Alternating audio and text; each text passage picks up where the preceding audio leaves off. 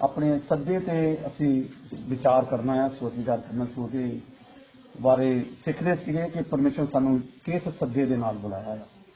विच कुछ Friday 2 Friday असी इस हिस्से नहीं शेयर कर सके। गुड फ्राइडे और ईस्टर की मीटिंग सीगी, असी गुड फ्राइडे के बारे सीखते सीगे और ईस्टर के बारे भी असी सीखिया। इस बार जो गुड फ्राइडे का मैसेज सीगा वो असी 7 कलमियां नूं नहीं सी सीखिया, पर इस बार असी जिहड़ा हैकल दे विच पवित्र स्थान और अति पवित्र स्थान के दरमियान पर्दा सीगा, असी उस पर्दे के बारे सीखिया सीगा। उस पर्दे की इंपोर्टेंस की है, वो पर्दा कौन है और वह पर्दा साडे वास्ते क्यों फट गया, पर्दा फटन का की मतलब असी उहदे बारे सीखिया सीगा। जिन्हां ने मीटिंग अटेंड की, मेरा विश्वास है कि उन्होंने बड़ी बरकत पाई होगी उस कलाम के द्वारा। उस तो बाद असी सीखिया सीगा ईस्टर की मीटिंग के बाद, जिन्होंने असी ईस्टर का करके जो जानते हैं, अजकल असी इन्हूं प्रभु जी उठन का दिन कहते हैं। सो ਉਹਦੇ बारे भी असी सीखते सीगे कि प्रभु के जी उठन के नाल जिहड़ा साडे अपराध, प्रभु के जी उठन दे नाल साडे अपराध माफ हो गए। प्रभु इस करके जी उठिया कि उन्हें साडे अपराधां नूं माफ किया, साडे पापां नूं गुनाहां नूं माफ किया और परमेश्वर ने अपने पुत्र नूं छुड़वाया साडे अपराधां दी खातर। और प्रभु यीशु मसीह जी उठिया सानूं धर्मी ठहराउण दे वास्ते, साडे अपराधां दी खातर छुड़वाया गया ते सानूं धर्मी ठहराउण दे वास्ते वो जी उठिया। असीं धर्मी के बारे सीखते सीगे कि धर्मी जिहड़ा बंदा परमेश्वर ने जिसनूं धर्मी का रुतबा दिता है, उहदे अंदर किहड़ियां क्वालिटियां हुंदियां हैं। एक बड़ी वड्डी मिसाल है अब्राहम के बारे, उन्हें धर्मियों का पिता कहा जाता है। धर्मी बनने के वास्ते उन्हें बड़ियां कुर्बानियां देनियां पईयां, बड़ियां कुर्बानियां उन्हें दित्तियां। अपना आप भी उन्हें जिहड़ा परमेश्वर नूं दे दिता, क्योंकि परमेश्वर ने कहा तू मेरे मगर आ जा तो मैं तुम्हें एक वड्डी कौम बनावांगा। वड्डी कौम परमेश्वर ने उन्होंने एवं नहीं बना दिता, उहदे वास्ते अब्राहम ने अपने घर नूं छड्डिया, अपने देश नूं छड्डिया, इत्थों तक उन्हें अपने लोगों ने भी छड्ड दिता, क्योंकि परमेश्वर ने कहा सीगा। किसी बंदे ने क्या होंदा तो कई बार बंदा अणगौली भी कर दिंदा, गौरदा नहीं गल नूं, पर यह परमेश्वर ने उसनूं कहा सीगा कि तू अपने शहर नूं और अपने लोगों नूं छड्ड के मेरे पिछे है तो मैं तुहानूं वड्डी कौम असीं सिखदे सी कि सानूं परमेश्वर ने बुलाया दा और सानूं जिहड़ा सद्दा दिता है परमेश्वर ने, वो सद्दा की है। अब्राहम नूं सद्दा दिता है एक वड्डी कौम बनाउण वास्ते, धर्मियां दा पिता बनाउण वास्ते। उस बाद सानूं परमेश्वर ने काहदे वास्ते बुलाया। आओ असीं उस हिस्से नूं सीखण वास्ते अपनी अखां नूं बंद करांगे। पास्टर बलविंदर जी साडे विच उन्हां नाल मिल के असीं उन्हां वास्ते दुआ करांगे।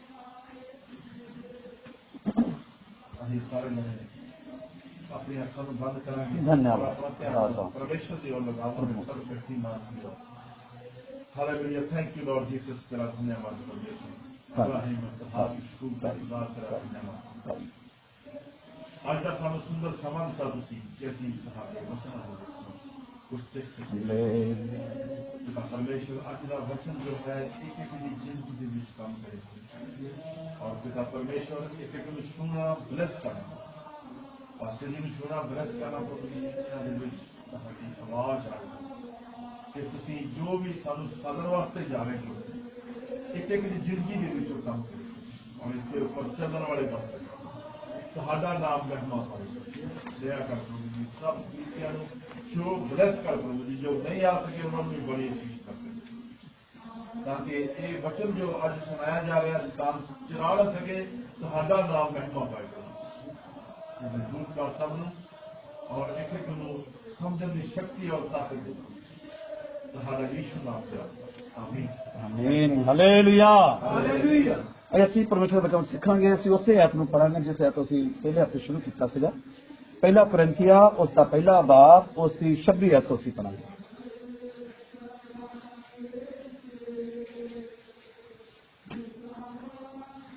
दसना चाहता अज साडे भाई यूनुस भी नहीं आए, उन्होंने दुकान का काम चल रहा है और काफ़ी उस जगह पर बिजी है और वह करके कई बार सानूं ਜਿਹੜੇ ਅਸੀਂ ਮੈਂਬਰ ਸਿਲੈਕਟ ਕਰਦੇ ਹਾਂ ਉਹਦਾ ਕਰਕੇ ਸਾਨੂੰ ਕੁਝ ਨਾਮ ਵੀ ਚੇਂਜ ਕਰਨੇ ਪੈਂਦੇ ਆ ਕਿ ਅਸੀਂ ਜਿਹੜਾ ਸੇਮ ਟਾਈਮ ਅਸੀਂ ਹੋਰ ਭਾਈਆਂ ਨੂੰ ਤਿਆਰ ਕਰ ਲਈਦਾ ਆ। ਸੋ ਇਸ ਕਰਕੇ ਭਾਈ ਯੂਨਸ ਅੱਜ ਨਹੀਂ ਆ ਸਕੇ। ਅਸੀਂ ਜਾਣਦੇ ਕਿ ਕੁਝ ਜਿਹੜਾ ਉਹ ਕਾਫੀ ਮਿਹਨਤ ਕਰਦੇ ਆ ਔਰ ਬਹੁਤ ਕੁਝ ਕੰਮ ਕਰਦੇ ਚਰਚ ਦੇ ਵਾਸਤੇ। ਅੱਜ ਕਾਫੀ ਕੰਮ ਜਿਹੜੇ ਚਰਚ ਦੇ ਰਹਿ ਜਾਣਗੇ ਪਰ ਅਸੀਂ ਕੋਸ਼ਿਸ਼ ਕਰਾਂਗੇ ਉਹਨਾਂ ਨੂੰ ਅਸੀਂ ਪੂਰਾ ਕਰ ਸਕੀਏ। ਆਓ ਅਸੀਂ ਪਹਿਲਾ ਕੁਰਿੰਥੀਆ ਉਹਦਾ ਪਹਿਲਾ ਬਾਬ ਉਹਦੀ 26 ਐਤ ਅਸੀਂ ਪੜਾਂਗੇ। अपने बुलाए जाने पर तो विचार करो कि शरीर के अनुसार तुम में से ना तो बहुत बुद्धिमान, ना बहुत शक्तिमान और ना बहुत कुलीन बुलाए गए, परंतु परमेश्वर ने संसार में मूर्खों को चुन लिया है कि ज्ञानवानों को लज्जित करे, और परमेश्वर ने संसार के निर्बलों को चुन लिया है कि बलवानों को लज्जित करे। बस जी, हालेलुया। इस जगह तो सीखते आ रहे हैं जो खुदा के दास ने वचन लिखे, पहले कुरिन्थिया और पहले बार 26 में लिखा कि हे भाइयों, अपने बुलाए जाने पर विचार करो। सो ਅਸੀਂ अपने बुलाए जान के काफी हफ्ते ਤੋਂ विचार करते आए हैं, और मैं सोचता ਸੀਗਾ कि इस हिस्से में जल्दी खत्म करिए। आज कोशिश करांगे, प्रभु ने चाहा तो इस हिस्से में खत्म करांगे, और अगले फ्राइडे प्रभु ने चाहा तो ਅਸੀਂ ਹੋਰ ਹਿੱਸਿਆਂ ਨੂੰ ਬਾਈਬਲ ਦੇ ਹਿੱਸਿਆਂ ਨੂੰ ਸਿੱਖਾਂਗੇ, ਕਿਉਂਕਿ ਬਹੁਤ ਸਾਰੀਆਂ ਗੱਲਾਂ ਸਾਡੇ ਸਿੱਖਣ ਦੇ ਵਾਸਤੇ ਰਹਿੰਦੀਆਂ ਜਿਹੜੀਆਂ ਸਾਨੂੰ ਸਿੱਖਣੀਆਂ ਬਹੁਤ ਹੀ ਜ਼ਰੂਰੀ ਹੈ।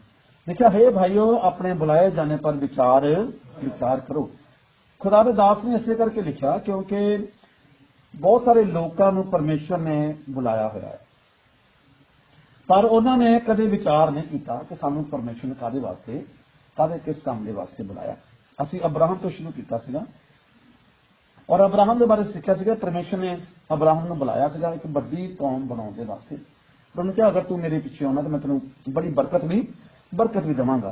फिर असं सीखते थे कि परमेश्वर ने लूत को भी बचा लिया, बुला लिया उस अग के विचों, जी अग शहर पर डिगन वाली सी, उस अग तो भी परमेश्वर ने लूत को भी किसी तरीके बचा लिया, क्योंकि वह अब्राहम के ही परिवार का मेंबर सीगा। फिर सीखा कि परमेश्वर ने मूसा को भी बुला लिया सीगा।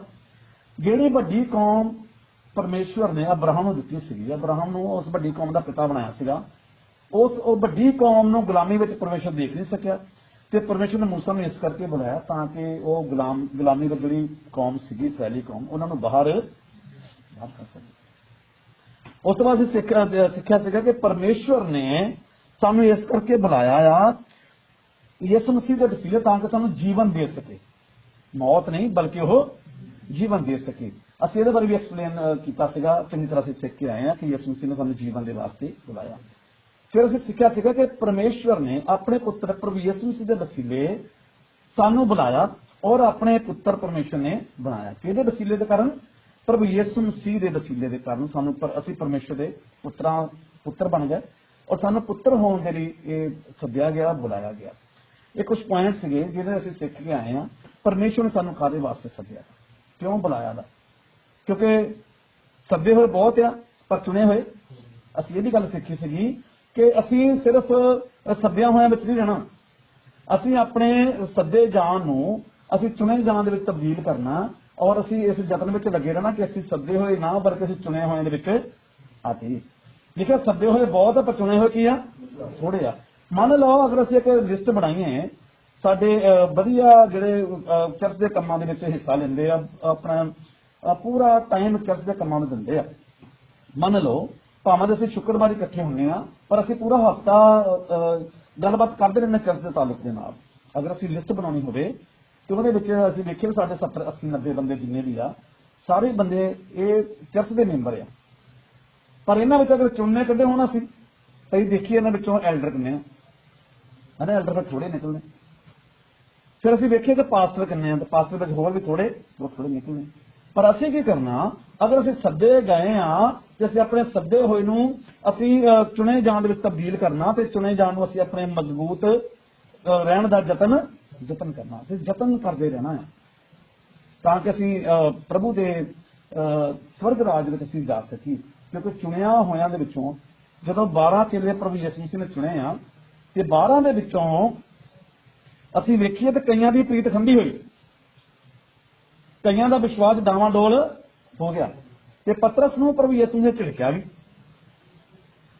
और यहूदा इस्करियोती के बारे असीं वेखीए तो उन्हें की काम कीता ना, उन्हें प्रभु यीशु मसीह नूं अपने उस्ताद नूं ही छुड़ा दिता।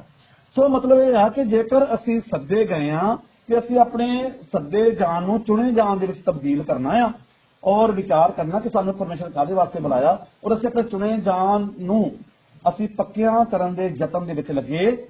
जिहड़ा असीं जतन करदे पए ना, हर रोज़ ही प्रार्थना असीं करदे आ, बाइबल पढ़दे आ, और बाइबल पढ़ लैंदे आ और ਉਹਦੇ पर ਅਸੀਂ ਚੱਲਣਾ ਵੀ ਹੈ और ਚੱਲਣ ਦੀ ਅਸੀਂ ਕੋਸ਼ਿਸ਼ ਵੀ ਕਰਦੇ ਹਾਂ और ਇਹ ਆ ਸਾਡਾ ਜਿਹੜਾ ਅਸੀਂ ਆਪਣੇ ਆਪ ਨੂੰ ਚੁਣੇ ਗਏ ਆ ਉਹਨੂੰ ਅਸੀਂ ਮਜ਼ਬੂਤ ਕਰ ਰਹੇ ਹਰ ਰੋਜ਼ ਅਸੀਂ ਆਪਣੇ ਆਪ ਨੂੰ ਮਜ਼ਬੂਤ ਕਰ ਰਹੇ ਹਾਂ ਮੈਂ ਕਈ ਵਾਰ ਦੱਸਦਾ ਹਾਂ ਕਿ ਅਸੀਂ ਕਾਮਿਲ ਹੋ ਨਹੀਂ ਗਏ ਅਸੀਂ ਕਾਮਿਲ ਹੋ ਰਹੇ ਹਾਂ ਅਸੀਂ ਆਪਣਾ ਸਫ਼ਰ ਹਾਲੇ ਖਤਮ ਨਹੀਂ ਕਰ ਲਿਆ ਅਸੀਂ ਹਾਲੇ ਸਫ਼ਰ ਦੇ ਵਿੱਚ ਹਾਂ ਸਫ਼ਰ ਤੇ ਅਸੀਂ ਜਾ ਰਹੇ ਹਾਂ ਸੋ ਪਰਮੇਸ਼ਵਰ ਨੇ ਸਾਨੂੰ ਆਪਣੇ ਪੁੱਤਰ ਹੋਣ ਦੇ ਵਾਸਤੇ ਵੀ ਬੁਲਾਇਆ ਦਾ ਅਸੀਂ ਆਪਣੇ ਚੁਣੇ ਗਏ ਤੇ ਆਪਣੇ ਅਸੀਂ ਸਿੱਧ ਹੋਣਾ ਆ ਸਿੱਧ ਹੋਣ ਨੂੰ ਅਸੀਂ ਜਿਹੜਾ ਉਹ ਯਤਨ ਕਰਨਾ ਆ और साडे अपराध मिटाउण वास्ते भी सानू परमेश्वर ने अपने पास बुलाया पर असीं आखिर सच सिक्ख्या सीगा कि सानू परमेश्वर ने तृप्त होण दे लई अपने कोल बुलाया सानू शांति देण दे वास्ते क्योंकि शांति दा राजकुमार प्रभु यीशु मसीह है प्रभु यीशु मसीह तो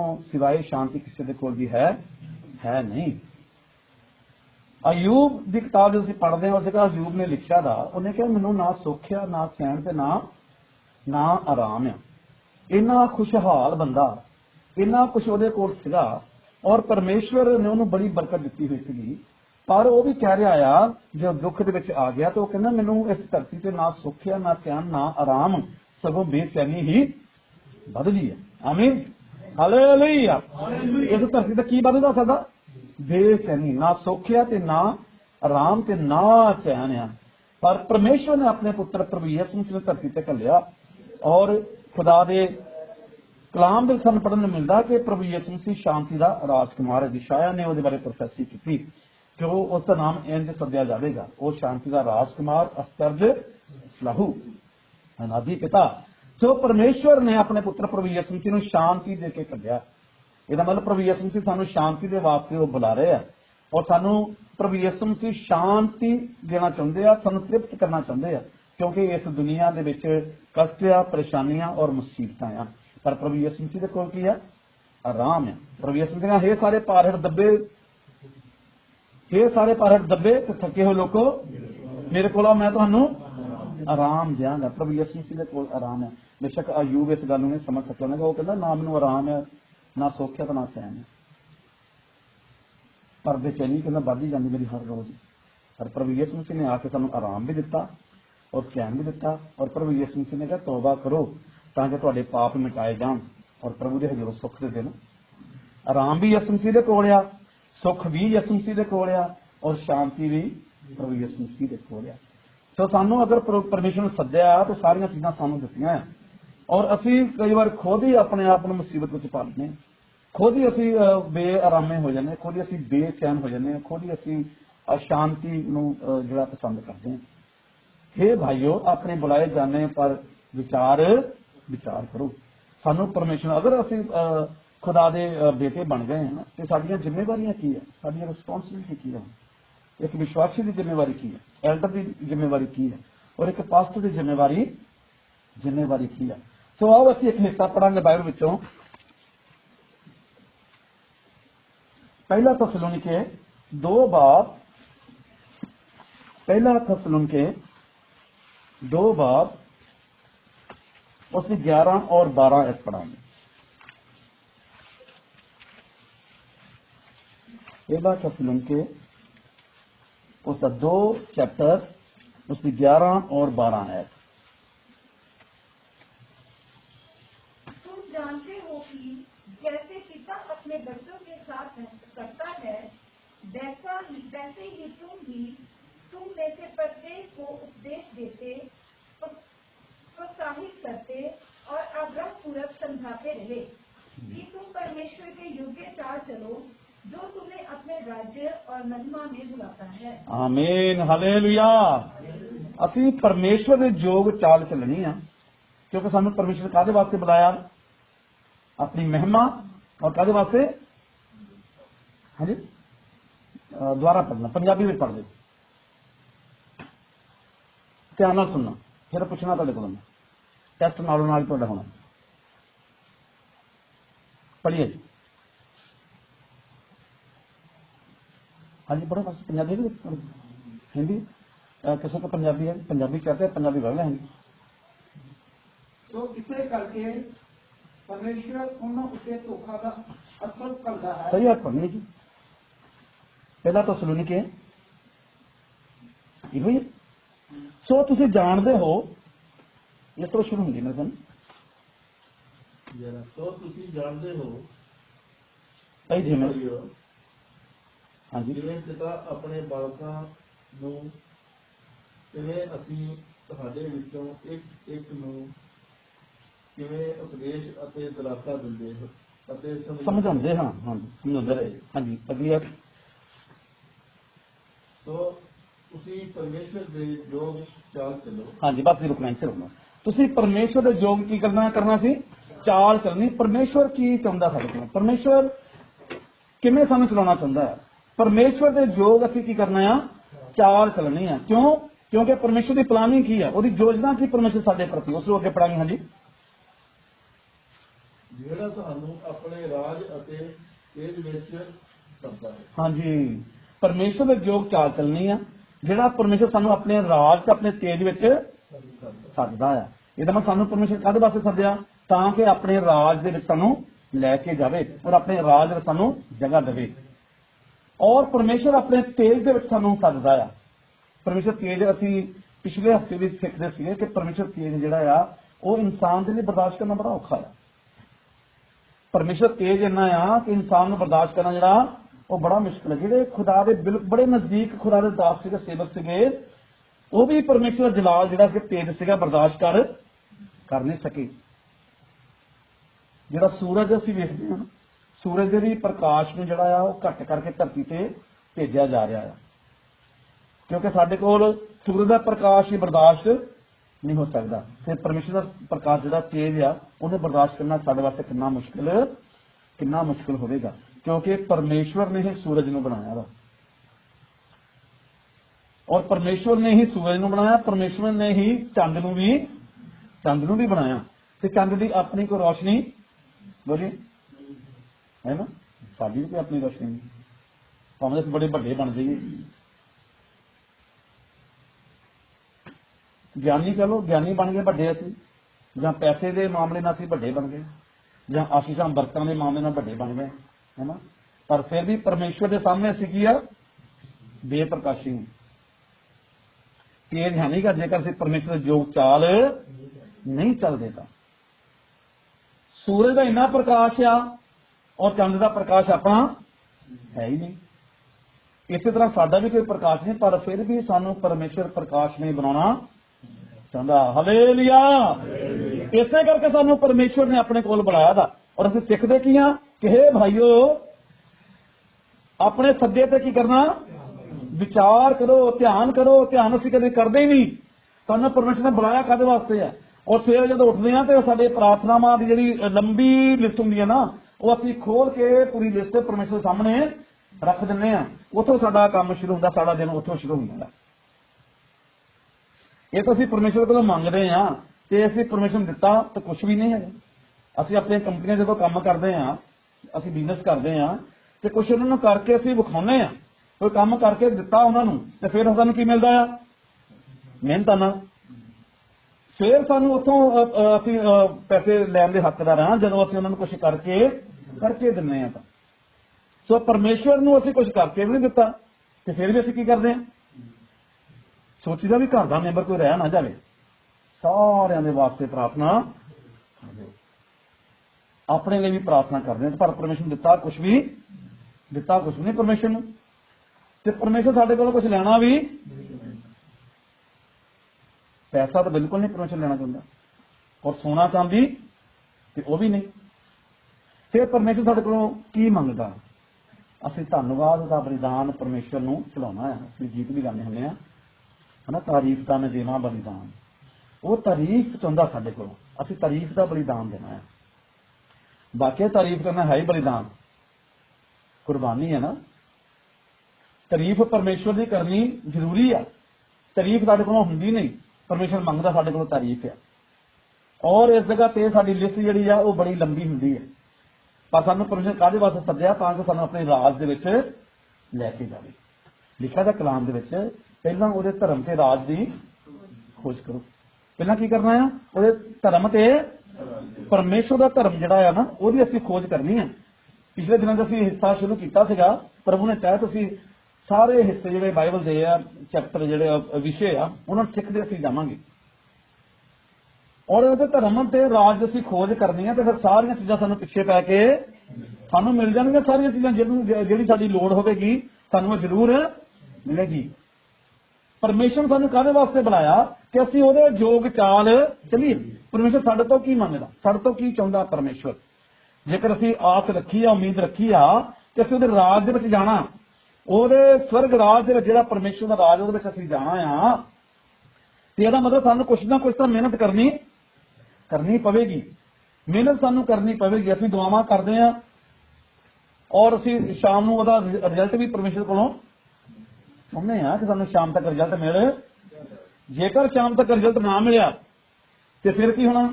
ਤੇ ਕਈ ਵਾਰ ਨਾਰਾਜ਼ਗੀ ਵੀ ਹੋ ਜਾਂਦੀ ਹੈ ਪਰਮੇਸ਼ਰ ਦੇ ਨਾਲ। ਮੈਂ ਪਿਛਲੇ ਦਿਨਾਂ ਦੇ ਗੱਲ ਕੀਤੀ ਸੀ ਕਿ ਬਹੁਤ ਸਾਰੇ ਐਸੇ ਵਕਤ ਆਇਆ, ਟਾਈਮ ਆਇਆ ਕਿ ਜਿਹੜੀਆਂ ਮੈਂ ਪ੍ਰਾਰਥਨਾਵਾਂ ਕੀਤੀਆਂ ਪਰਮੇਸ਼ਰ ਦੇ ਹਜ਼ੂਰ, ਕੁਝ ਭਾਈਆਂ ਨੇ ਸੁਣਿਆ ਇਸ ਗੱਲ ਨੂੰ, ਕੁਝ ਪ੍ਰਾਰਥਨਾਵਾਂ ਕੀਤੀਆਂ ਤੇ ਨਹੀਂ ਸੁਣਿਆ ਤੁਸੀਂ? ਨਹੀਂ ਸੁਣਿਆ। ਜਿਹੜੀ ਮੈਂ ਪ੍ਰਾਰਥਨਾਵਾਂ ਕੀਤੀਆਂ ਪਰਮੇਸ਼ਰ ਦੇ ਹਜ਼ੂਰ ਨਾ, ਉਹ ਪਰਮੇਸ਼ਰ ਨੇ ਕਬੂਲ ਨਹੀਂ ਕੀਤੀਆਂ। ਪਰ ਮੈਂ ਰੱਬ ਦੇ ਨਾਲ ਗੁੱਸੇ ਹੋਇਆ? ਆਪਾਂ ਨਹੀਂ ਗੁੱਸੇ ਹੋਏ, ਕਿਉਂਕਿ ਪਰਮੇਸ਼ਰ ਸਾਡਾ ਭਲਾ ਚਾਹੁੰਦਾ ਹੈ।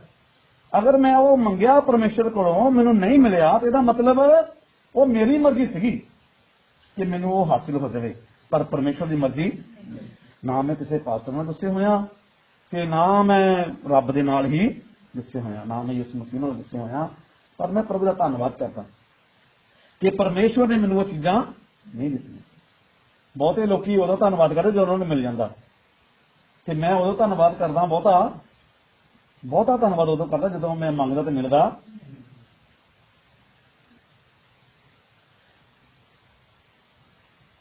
ਯੂਸਫ ਦੇ ਬਾਰੇ ਜਦੋਂ ਸਿੱਖਦੇ ਹਾਂ ਕਿ ਉਹਨੂੰ ਇੱਕ ਵਾਅਦਾ ਸੀ ਪਰਮੇਸ਼ਰ, ਯਾਕੂਬ ਦੇ ਨਾਲ, ਯੂਸਫ ਦੇ ਨਾਲ ਇੱਕ ਵਾਅਦਾ ਸੀ, ਅਬਰਾਹਮ ਦੇ ਨਾਲ ਇੱਕ ਵਾਅਦਾ ਸੀ।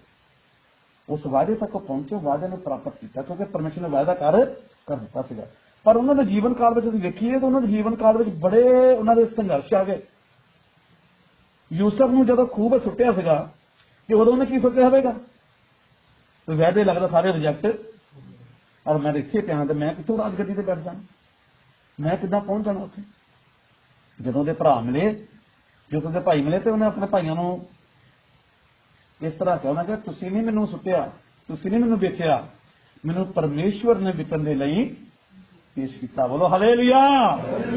ਮਤਲਬ ਪਰਮੇਸ਼ਵਰ ਸਾਨੂੰ ਇਸ ਤਰ੍ਹਾਂ ਵੀ ਕਰ ਸਕਦਾ। ਅਗਰ ਪਰਮੇਸ਼ਰ ਨੇ ਆਪਣਾ ਨਾਮ ਉੱਚਾ ਕਰਾਉਣਾ ਸਾਡੇ ਤੋਂ, ਤੇ ਸਾਨੂੰ ਪਰਮੇਸ਼ਰ ਵੇਚ ਵੀ ਸਕਦਾ। ਸੁਬਾਹ ਮੈਂ ਇੱਕ ਖੁਦਾ ਦੇ ਦਾਸ ਨੂੰ ਸੁਣਦਾ ਸੀਗਾ, ਉਹਨਾਂ ਨੇ ਸਾਧੂ ਸੁੰਦਰ ਸਿੰਘ ਦੀ ਗੱਲ ਕੀਤੀ ਬੱਚੇ। ਉਹਨਾਂ ਨੇ ਕਿਹਾ ਕਿ ਸਾਧੂ ਸੁੰਦਰ ਸਿੰਘ ਬੜਾ ਰੱਬ ਦਾ ਪਿਆਰਾ ਸੀ, ਯਿਸੂ ਮਸੀਹ ਦਾ ਬੜਾ ਪਿਆਰਾ ਭਗਤ ਸੀ, ਅਸੀਂ ਜਾਣਦੇ ਹਾਂ। ਔਰ ਉਸਨੇ ਆਪਣੀ ਕਿਤਾਬ ਵਿੱਚ ਲਿਖਿਆ, ਉਹਨੇ ਆਪਣੇ ਜਿਹੜਾ ਪ੍ਰਚਾਰ ਉਹਨਾਂ ਨੇ ਕੀਤਾ ਉਹਦੇ ਵਿੱਚ ਉਹਨਾਂ ਨੇ ਕਿਹਾ, ਉਹਨਾਂ ਨੇ ਕਿਤਾਬ ਵਿੱਚ ਲਿਖਿਆ, ਪਰਮੇਸ਼ਰ ਨੂੰ ਉਹਨਾਂ ਨੇ ਕਿਹਾ ਕਿ ਪਰਮੇਸ਼ਰ ਅਗਰ ਤੂੰ ਮੈਨੂੰ ਆਪਣੀ ਮਰਜ਼ੀ ਦੇ ਨਾਲ ਭਾਵੇਂ ਨਰਕ ਵਿੱਚ ਵੀ ਭੇਜ ਦੇਵੇਂ ਨਾ, ਤੇ ਫਿਰ ਵੀ ਮੈਂ ਖੁਸ਼ ਹਾਂ, ਕਿਉਂਕਿ ਖੁਸ਼ੀ ਕਿਹਦੀ ਹੈ? ਪਰਮੇਸ਼ਵਰ ਦੀ। ਸਾਧੂ ਸੁੰਦਰ ਸਿੰਘ ਨੇ ਕੀ ਕਿਹਾ? ਖੁਦਾਵੰਦ ਅਗਰ ਤੂੰ ਆਪਣੀ ਮਰਜ਼ੀ ਨਾਲ ਨਰਕ ਵਿੱਚ ਵੀ ਭੇਜ ਦੇਣਾ ਤਾਂ ਮੈਂ ਖੁਸ਼ੀ ਚਲਾ ਜਾਵਾਂਗਾ। ਹਾਲਾਂਕਿ ਪਰਮੇਸ਼ਰ ਆਪਣੇ ਚਾਹਣ ਵਾਲੇ ਨੂੰ ਭੇਜਦਾ ਨਹੀਂ, ਇੱਥੋਂ ਤੱਕ ਉਹਨੇ ਆਪਣੇ ਆਪ ਨੂੰ ਕੁਰਬਾਨ ਕਰ ਦਿੱਤਾ, ਇੱਥੋਂ ਤੱਕ ਉਹਨੇ ਆਪਣੇ ਆਪ ਨੂੰ ਪੇਸ਼ ਕਰ ਦਿੱਤਾ ਕਿ ਅਗਰ ਪਰਮੇਸ਼ਰ ਤੂੰ ਮੈਨੂੰ ਨਰਕ ਵਿੱਚ ਹੀ ਭੇਜਣਾ ਚਾਹਵੇਂ ਤਾਂ ਮੈਂ ਫਿਰ ਵੀ ਚਲਾ, ਕਿਉਂਕਿ ਇਹਦੇ ਵਿੱਚ ਪਰਮੇਸ਼ਰ ਦੀ ਮਰਜ਼ੀ ਹੈ। ਪਰ ਪਰਮੇਸ਼ਰ ਆਪਣੇ ਲੋਕਾਂ ਨੂੰ ਨਰਕ ਵਿੱਚ ਜਾਣ ਨਹੀਂ ਦਿੰਦਾ, ਜਿਹੜੇ ਉਹਦੇ ਪ੍ਰੇਮੀ ਉਹਨਾਂ ਨੂੰ ਜਾਣ ਨਹੀਂ ਦਿੰਦਾ। ਸੋ ਅਸੀਂ ਜਿਹੜਾ ਹਿੱਸਾ ਅੱਜ ਪੜ੍ਹਿਆ ਹੈ ਪਹਿਲਾ ਤਸਲੋਨੀਕੇ ਦੇ ਵਿੱਚੋਂ, ਲਿਖਿਆ ਤੁਸੀਂ ਪਰਮੇਸ਼ਰ ਦੇ ਯੋਗ ਚਾਲ ਚੱਲੋ, ਕਿਉਂਕਿ ਪਰਮੇਸ਼ਰ ਸਾਨੂੰ ਕਿੱਥੇ ਲੈ ਕੇ ਜਾਣਾ ਚਾਹੁੰਦਾ? ਆਪਣੇ ਰਾਜ ਦੇ ਵਿੱਚ। ਭੁੱਲਿਓ ਨਾ, ਪਰਮੇਸ਼ਰ ਸਾਨੂੰ ਕਿੱਥੇ ਲੈ ਕੇ ਜਾਣਾ ਚਾਹੁੰਦਾ? ਆਪਣੇ ਰਾਜ ਦੇ ਵਿੱਚ। ਦੂਸਰੀ ਗੱਲ ਕੀ ਹੈ? ਪਰਮੇਸ਼ਰ ਸਾਨੂੰ ਆਪਣੇ ਤੇਜ ਦੇ ਵਿੱਚ, ਸਾਨੂੰ ਆਪਣਾ ਤੇਜ ਦੇਣਾ ਚਾਹੁੰਦਾ ਹੈ, ਤੇ ਪਰਮੇਸ਼ਰ ਦਾ ਤੇਜ ਡਾਇਰੈਕਟ ਜਿਹੜਾ ਹੈ ਉਹ ਸਾਡੇ ਉੱਤੇ ਆਵੇਗਾ, ਸ਼ਾਇਦ ਅਸੀਂ ਖਤਮ ਹੋ ਜਾਈਏ। ਉਹਦਾ ਤੇਜ ਇੰਨਾ ਹੈ, ਜਿਹੜਾ ਸੂਰਜ ਦਾ ਪ੍ਰਕਾਸ਼ ਘੱਟ ਕੀਤਾ ਗਿਆ ਨਾ ਓਜ਼ੋਨ ਲਹਿਰ ਦੇ ਨਾਲ, ਉਸੇ ਤਰ੍ਹਾਂ ਪਰਮੇਸ਼ਰ ਦਾ ਪ੍ਰਕਾਸ਼ ਪਰਮੇਸ਼ਰ ਨੇ ਆਪਣੇ ਪੁੱਤਰ ਪ੍ਰਭੂ ਯਿਸੂ ਮਸੀਹ ਦੇ ਵਿੱਚ ਪਾਇਆ, ਔਰ ਪ੍ਰਭੂ ਯਿਸੂ ਮਸੀਹ ਆਪਣਾ ਪ੍ਰਕਾਸ਼ ਸਾਡੇ ਅੰਦਰ ਭਰਨਾ ਚਾਹੁੰਦਾ। ਤੇਜ, ਜੈਸਾ ਤੇਜ ਪਿਤਾ ਦਾ ਵੈਸਾ ਤੇਜ ਪੁੱਤਰ ਦਾ ਵੀ ਹੈ ਯਿਸੂ ਮਸੀਹ ਦਾ, ਤੇ ਜੈਸਾ ਤੇਜ ਪ੍ਰਭੂ ਯਿਸੂ ਮਸੀਹ ਦਾ ਵੈਸਾ ਤੇਜ ਉੱਤੇ ਈਮਾਨ ਕਰਨ ਵਾਲੇ ਲੋਕਾਂ ਦਾ ਵੀ ਹੈ। ਸਾਨੂੰ ਪਰਮੇਸ਼ਵਰ ਆਪਣੇ ਪ੍ਰਕਾਸ਼ ਦੇ ਵਿੱਚ ਲੈ ਕੇ ਆਉਣਾ ਚਾਹੁੰਦਾ ਔਰ ਆਪਣਾ ਤੇਜ ਸਾਡੇ ਉੱਤੇ ਚਮਕਾਉਣਾ ਚਾਹੁੰਦਾ ਆ। ਔਰ ਪਰਮੇਸ਼ਵਰ ਦਾ ਪ੍ਰਕਾਸ਼ ਜਦੋਂ ਸਾਡੇ ਅੰਦਰ ਆ ਜਾਏਗਾ ਨਾ, ਤੇ ਲਿਖਿਆ ਜਿਹੜਾ ਘਰ ਪਹਾੜ ਤੇ ਬਣਿਆ ਨਾ ਉਹ ਛੁਪਦਾ ਸਭ ਨੂੰ ਨਜ਼ਰ ਆਉਂਦਾ, ਤੇ ਜਦੋਂ ਉਹਦਾ ਪ੍ਰਕਾਸ਼ ਸਾਡੇ ਅੰਦਰ ਆ ਜਾਏਗਾ ਤੇ ਉਹਦਾ ਪ੍ਰਕਾਸ਼ ਫਿਰ ਜਿਹੜਾ ਆ ਉਹ ਦੂਜਿਆਂ ਨੂੰ ਵੀ ਪ੍ਰਕਾਸ਼ਮਈ ਕਰ ਦੇਗਾ। ਸਾਨੂੰ ਪਰਮੇਸ਼ਰ ਕਾਹਦੇ ਵਾਸਤੇ ਬੁਲਾਇਆ? ਤਾਂ ਕਿ ਜਿਹੜੇ ਹਨੇਰੇ ਵਿੱਚ ਆ ਉਹਨਾਂ ਨੂੰ ਵੀ ਅਸੀਂ ਪ੍ਰਕਾਸ਼ਮਈ ਕਰ ਦਈਏ। ਆਓ ਅਸੀਂ ਆਪਣੇ ਅੱਖਾਂ ਨੂੰ ਬੰਦ ਕਰੀਏ, ਆਪਣੇ ਸਿਰਾਂ ਨੂੰ ਝੁਕਾਈਏ। ਪ੍ਰਭੂ ਦਾ ਧੰਨਵਾਦ ਕਰਾਂਗੇ। ਹਾਲੇਲੂਇਆ, ਧੰਨਵਾਦ। ਬਹੁਤ ਮੈਨੂੰ ਯਾਦ ਕਰੀਏ। ਪਰਮੇਸ਼ਵਰ ਨੇ ਸਾਨੂੰ ਬੁਲਾਇਆ, ਸਾਨੂੰ ਸੱਦਿਆ ਹੈ। ਅਸੀਂ ਆਪਣੇ ਬੁਲਾਏ ਜਾਣ ਦੇ ਉੱਤੇ ਵਿਚਾਰ ਕਰੀਏ ਕਿ ਸਾਨੂੰ ਪਰਮੇਸ਼ਵਰ ਨੇ ਇਸ ਧਰਤੀ ਤੇ ਦੁੱਖਾਂ ਦੇ ਵਾਸਤੇ ਬੁਲਾਇਆ ਹੈ ਜਾਂ ਸ਼ਾਂਤੀ ਦੇ ਵਾਸਤੇ। ਸਾਨੂੰ ਪਰਮੇਸ਼ਵਰ ਨੇ ਮੌਤ ਦੇ ਲਈ ਬੁਲਾਇਆ ਹੈ ਜਾਂ ਜ਼ਿੰਦਗੀ ਦੇਣ ਦੇ ਵਾਸਤੇ। ਸਾਨੂੰ ਪਰਮੇਸ਼ਵਰ ਨੇ ਇਸ ਧਰਤੀ ਤੇ ਪਰਾਏ ਹੋਣ ਦੇ ਲਈ ਬੁਲਾਇਆ ਹੈ ਜਾਂ ਆਪਣੇ ਪੁੱਤਰ ਹੋਣ ਦੇ ਲਈ। ਕੀ ਪਰਮੇਸ਼ਵਰ ਨੇ ਸਾਨੂੰ ਇਸ ਧਰਤੀ ਤੇ ਕੰਗਾਲ ਰਹਿਣ ਵਾਸਤੇ ਬੁਲਾਇਆ ਹੈ ਜਾਂ ਬਾਦਸ਼ਾਹ ਹੋਣ ਦੇ ਵਾਸਤੇ? ਕਲਾਮ ਵਿੱਚ ਖੁਦਾ ਦੇ ਦਾਸ ਨੇ ਲਿਖਿਆ ਹੈ ਕਿ ਪਰਮੇਸ਼ਵਰ ਨੇ ਤੁਹਾਨੂੰ ਬੁਲਾਇਆ ਹੈ, ਇਸ ਕਰਕੇ ਪਰਮੇਸ਼ਵਰ ਦੇ ਯੋਗ ਚਾਲ ਚੱਲੋ। ਉਹ ਸਾਨੂੰ ਆਪਣੇ ਰਾਜ ਤੇ ਆਪਣੇ ਪ੍ਰਕਾਸ਼, ਆਪਣੇ ਤੇਜ ਦੇ ਵਿੱਚ ਉਹ ਸਾਨੂੰ ਲੈ ਕੇ ਜਾਣਾ ਚਾਹੁੰਦਾ ਹੈ। ਆਓ ਅਸੀਂ ਆਪਣੇ ਆਪ ਨੂੰ ਪਰਮੇਸ਼ਵਰ ਦੇ ਹਜ਼ੂਰ ਪੇਸ਼ ਕਰੀਏ ਤਾਂ ਕਿ ਪਰਮੇਸ਼ਵਰ ਸਾਨੂੰ ਪ੍ਰਕਾਸ਼ਮਈ ਕਰੇ। ਜਿਸ ਤਰ੍ਹਾਂ ਉਸਦਾ ਪੁੱਤਰ ਪ੍ਰਭੂ ਯਿਸੂ ਮਸੀਹ ਪ੍ਰਕਾਸ਼ਮਈ ਹੈ, ਤੇਜਮਈ ਹੈ, ਉਸੇ ਤਰ੍ਹਾਂ ਅਸੀਂ ਵੀ ਤੇਜਮਈ ਹੋ ਕੇ ਬਹੁਤਿਆਂ ਲੋਕਾਂ ਨੂੰ ਜਿਹੜੇ ਅੰਧਕਾਰ ਦੇ ਵਿੱਚ ਉਹਨਾਂ ਨੂੰ ਅਸੀਂ ਰੋਸ਼ਨੀ ਦੇ ਵਿੱਚ ਲੈ ਕੇ ਆਈਏ, ਉਹਨਾਂ ਨੂੰ ਪ੍ਰਕਾਸ਼ ਦੇ ਸਕੀਏ ਔਰ ਅਸੀਂ ਆਪਣੇ ਸੱਦੇ ਤੇ ਧਿਆਨ ਕਰੀਏ। ਸਾਨੂੰ ਪਰਮੇਸ਼ਵਰ ਨੇ ਇਸ ਕੰਮ ਦੇ ਵਾਸਤੇ ਬੁਲਾਇਆ, ਜਿੱਥੇ ਲੈ ਕੇ ਜਾਣ ਦੇ ਵਾਸਤੇ ਬੁਲਾਇਆ। ਅਸੀਂ ਉਸ ਨੂੰ ਹਾਸਲ ਕਰਨ ਦੇ ਵਾਸਤੇ ਪ੍ਰਭੂ ਦੇ ਕੰਮ ਦੇ ਵਿੱਚ ਲੱਗੇ ਰਹੀਏ। ਪਿਆਰੇ ਖੁਦਾਵੰਦ, ਧੰਨਵਾਦ ਕਰਨੇ ਤੁਹਾਡੇ ਬੇਟੇ ਔਰ ਬੇਟੀਆਂ ਦੇ ਲਈ ਜਿਨ੍ਹਾਂ ਨੇ ਪਿਆਰੇ ਖੁਦਾਵੰਦ ਤੁਹਾਡੀ ਹਜ਼ੂਰੀ ਵਿੱਚ ਆਉਣਾ ਪਸੰਦ ਕੀਤਾ। ਤੁਸੀਂ ਵੀ ਖੁਦਾਵੰਦ ਆਪਣੇ ਲੋਕਾਂ ਨੂੰ ਪਸੰਦ ਕਰੋ, ਇਹਨਾਂ ਦਾ ਆਉਣਾ ਤੁਹਾਨੂੰ ਚੰਗਾ ਲੱਗੇ ਔਰ ਇੱਕ ਨੂੰ ਆਪਣੇ स्वर्ग राज के वास्ते खुदाबंद तैयार करना, थोड़ी बादशाह दे असीं वारिस हो जाइए और खुदाबंद खुदा आने वाले सारे समय थोड़े थल्ले सौंप दिंदे हैं। यीशु मसीह के नाम च मंगदे आमीन, हालेलुया। और असीं छोटा उस गावांगे गीत गावांगे के दरमियान अजे भी खाया जाएगा। अज साडे भाई यूनुस जी आए ने और थैली उन्हां कोल हुंदी है और थैली साडे कोल है नहीं गी। जे किसी को प्लास्टिक बैग हैगा ते ओहदे नाल असीं जिहड़ा हदिया उठावांगे। छोटे गीत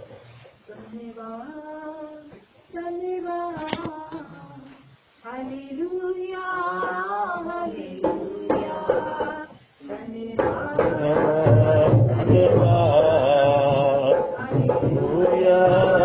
हालेलुया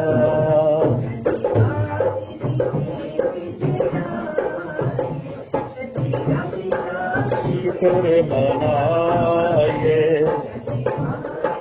गीत चढ़ाए रब का शुक्र मनाए